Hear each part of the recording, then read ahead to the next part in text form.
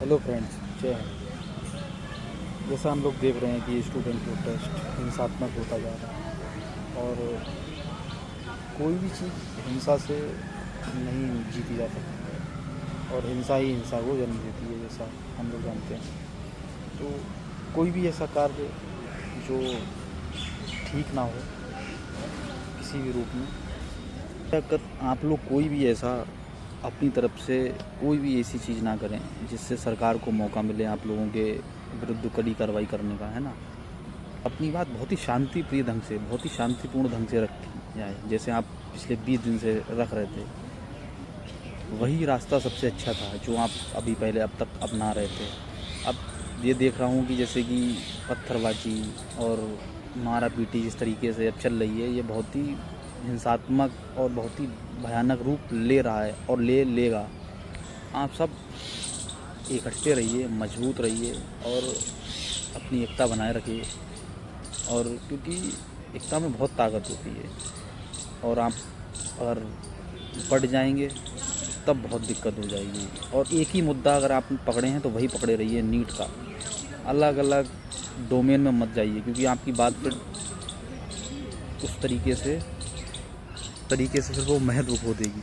और मैं देख भी रहा हूँ जो लीडर्स हैं इस प्रोटेस्ट के, उनका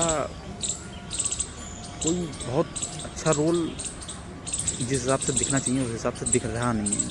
एक अच्छा लीडर वही होता है जो सबसे फ्रंट पे रहता है और उसकी सेना पीछे रहती है। आपने और हमने देखा है, जब भी कोई युद्ध होता है तो हमेशा कमांडर हमेशा आगे गाइड करता है और पीछे रहते हैं लोग, हमारी सेना।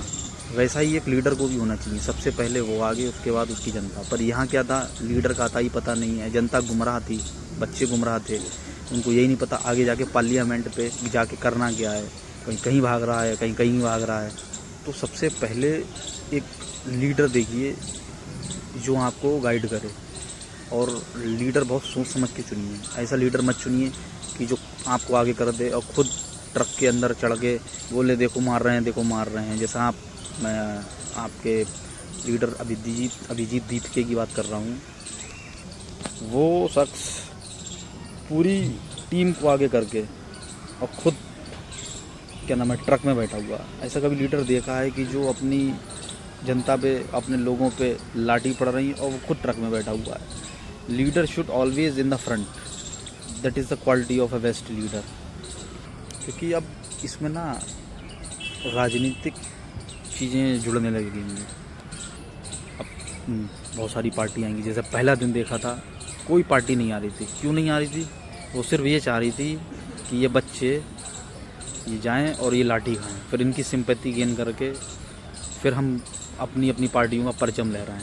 जब इनको पता था कि हम संसद पे जाएंगे, पार्लियामेंट पे जाएंगे, तो लीडर होने चाहिए नहीं होने चाहिए? आप तब बताइए। आगे होने चाहिए, गाइड करने चाहिए। कोई भी लीडर ऐसा नहीं था जो गाइड कर रहा हो। सब बच्चे, उन्हें यही नहीं पता करना क्या संसद में जाके, क्या करते वो, ये बताइए आप। तो अपना लीडर बहुत ही सोच समझ के चुने। ऐसा ना चुने कि आपको फिर 5 साल बाद ये सोचना पड़े अरे किसको चुन लिया। बहुत ही सोच समझ के, क्योंकि समझदार हो आप, सब पढ़े लिखे हो, और हम लोगों को बहुत ही बहुत सोच समझ के लीडर को चुनना चाहिए। देश से प्रेम करो, किसी पार्टी से प्रेम मत करिए आप, है ना। क्योंकि देश सबसे बड़ा होता है। और हमारे अटल बिहारी वाजपेयी ने कहा था, जी ने कहा था, ये देश रहना चाहिए, इस देश का लोकतंत्र रहना चाहिए। तो वही है, इस देश की गरिमा बनाए रखें, इस लोकतंत्र की गरिमा बनाए रखें और भारत की गरिमा बनाए रखें। क्योंकि आज जो आप कर रहे हैं ना, ये पूरे हेडलाइन बन रहा है पूरे वर्ल्ड पे कि हमारे देश में चल क्या रहा है। हम लोग नेपाल का मजाक उड़ाते हैं, ये वो देखो ये सब। ऐसा ना हो कि हमारे भारत का भी बाहर के लोग मजाक बनाएं और फिर इसमें हमारी बदनामी हो। क्योंकि पॉलिटिकल पार्टीज आती रहेंगी, जाती रहेंगी, दल बदल होंगे लोग, इस पार्टी को छोड़ के उस पार्टी को जाएंगे। देश आपका आप ही के पास रहेगा। और हम सब युवा हैं, आप भी युवा, हम भी युवा, हम सब ही इस आने वाले देश का भविष्य है। अगर हम ही लोग ये सब करेंगे, अपनी ही संपत्ति का नुकसान करेंगे, तोड़ा ताड़ी करेंगे, ये सब हमारी टैक्स के पैसे से बनाई गई है। तो क्या इसका मतलब, सब नुकसान तो हमारी ही है ना। ये मत सोचिए कि हम टैक्स नहीं दे रहे हैं, हम तो टैक्स स्लैब में आते नहीं। हर इंसान टैक्स देता, देखिए, चाहे वो डायरेक्ट टैक्स दे या इनडायरेक्ट टैक्स दे, है ना।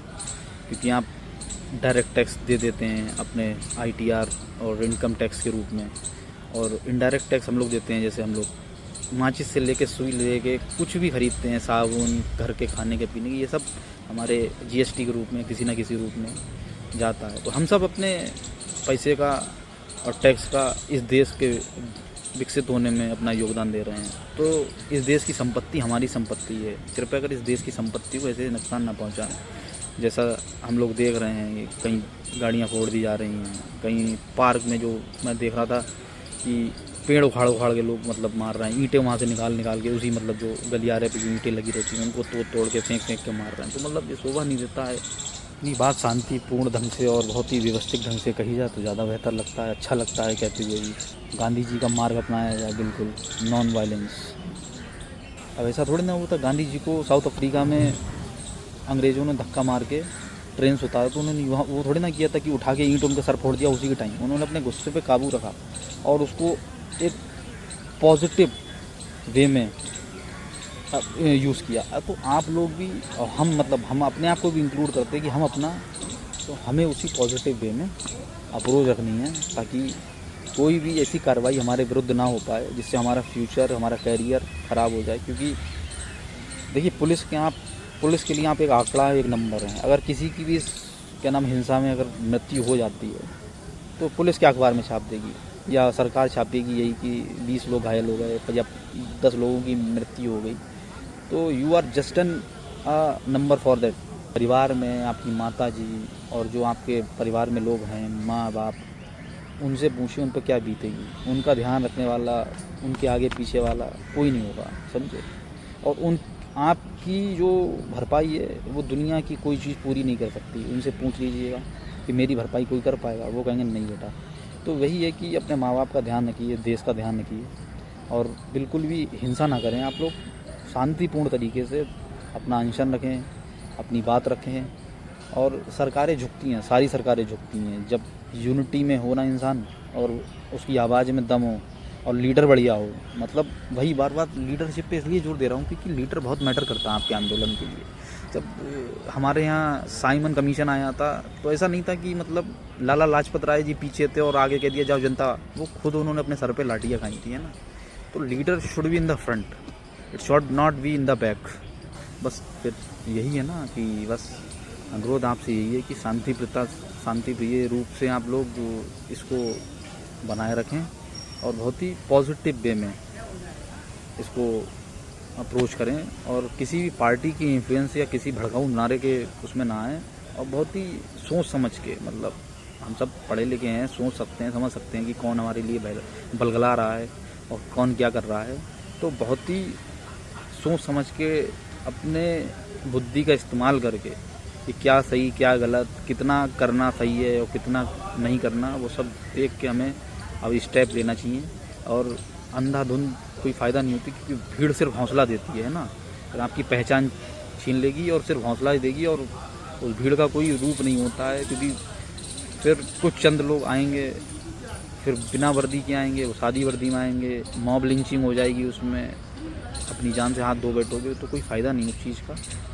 तो बिल्कुल, और यही कहूँगा कि अगर आप लोगों के पास स्टूडेंट आईडी कार्ड हो ना तो वो अपने जेब में रखिए। मान लीजिए अगर पुलिस आपको डिटेन करती भी है तो you should have your valid ID card, है ना। तो वही चीज़ है कि आपके पास एक आईडी प्रूफ होना चाहिए सो दैट, अब ऐसा तो है नहीं कि जो बंदा प्रोटेस्ट में आया होगा 40 साल का या 45 साल का, मैं फैक्ट मान रहा हूँ, जो हालांकि सबके बच्चे हैं, सब लोग कर रहे हैं, पर चीज़ों से पता चल जाता है ना कि कौन पढ़ने वाला जेन्युइन स्टूडेंट है और कौन नहीं है। तो जेन्युइन स्टूडेंट पता चल जाता है उसके बात करने के ढंग से, उसकी चीज़ों को समझने के ढंग से। और जो बच्चा स्टूडेंट नहीं होगा, जो उस तरीके से उसके फेस एक्सप्रेशन, उसके बात करने का तरीका ही आपको बता देगा कि ये स्टूडेंट नहीं है। तो बस ये प्रोटेस्ट स्टूडेंट का है, स्टूडेंट को ही बनाए रखिएगा। इस नीट पेपर का मुद्दा है, नीट का ही बनाए रखिएगा, है ना। इसको अपने मुद्दे को ना भटकाएं और बस यही कहूँगा। और किसी भी राजनीतिक पार्टी के इन्फ्लुएंस में ना आएँ, पार्टी ज़रूरी नहीं है, देश ज़रूरी है, इस देश का भविष्य ज़रूरी है, और हम लोग आपस में एकता बनाए रखें, क्योंकि ये देश की यूनिटी बहुत ज़रूरी है ना। तो बस यही कहना चाहूँगा लास्ट में। जय हिंद, जय भारत। थैंक यू दोस्त।